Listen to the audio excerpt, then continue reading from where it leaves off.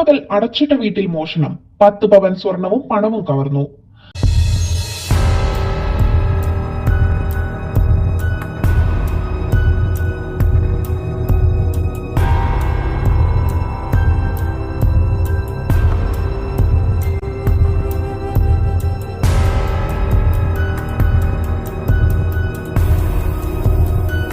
കാരത്തൂർ മർക്കസ് റോഡിന് സമീപം കല്ലിങ്ങൽ മൊയ്തീൻകുട്ടിയുടെ വീട്ടിലാണ് ചൊവ്വാഴ്ച പകൽ മോഷണം നടന്നത്.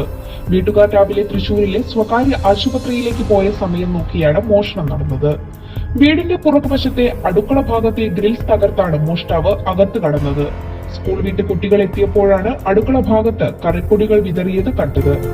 ഇത് കണ്ട കുട്ടികൾ അടുത്തുള്ള ബന്ധുക്കളെ വിവരം അറിയിക്കുകയും തുടർന്ന് ബന്ധുക്കൾ എത്തി നോക്കിയപ്പോഴാണ് ഗ്രിൽസ് തകർത്തതായി കണ്ടത്.